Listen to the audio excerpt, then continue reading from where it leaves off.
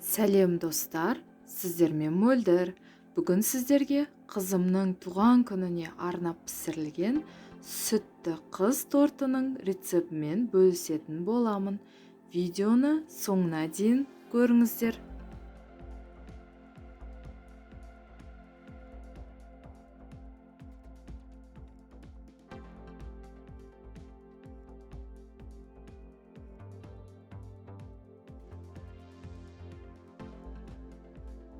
Қажетті ингредиенттер: сгущенка, сары май, жұмыртқа, ұн және қопсытқыш. Ең алдымен ыдысымызға жұмыртқаны саламыз. Ертілген сары майды құямыз. Және сгущенканы құйып, жақсылап, миксерлеп араластырамыз.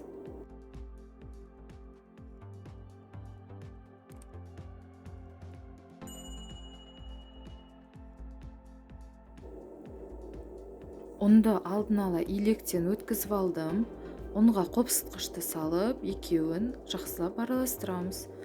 Содан соң жұмыртқалы массамызға ұнды 2 немесе 3 бөліп салып миксерлейміз.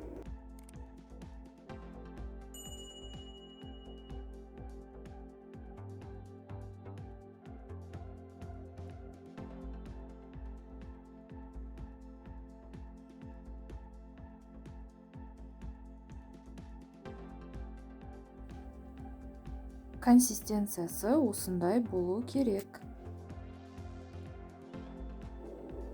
Пергамент қағаздарды сызып алсаңыз болады, немесе осылай қалыптың көмегімен формасын жасап алсаңыздар болады.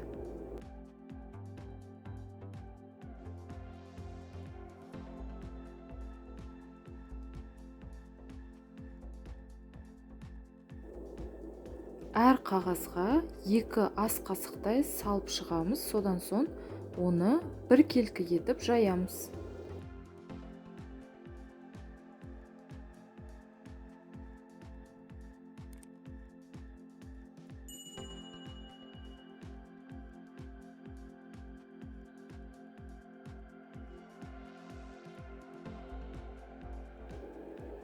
«180 градус қызып тұрған пешке 5-7 минуттан пісіріп аламыз.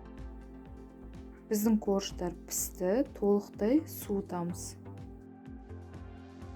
Кремнің құрамына қант ұнтағы, сливки, творожный сыр керек.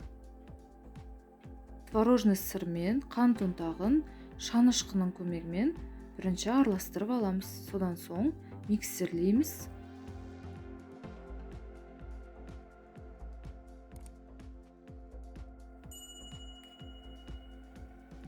Енді сливкимізді аз-аздан құйып, тағы да миксерлейміз, қою масса болғанша.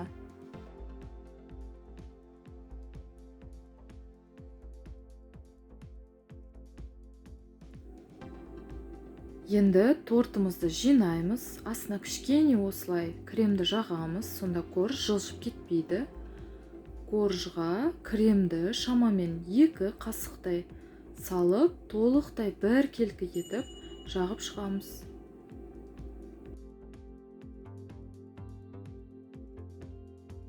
Тортты жинап болған соң тоңазытқышқа шамамен 2 сағатқа қойып қоямыз.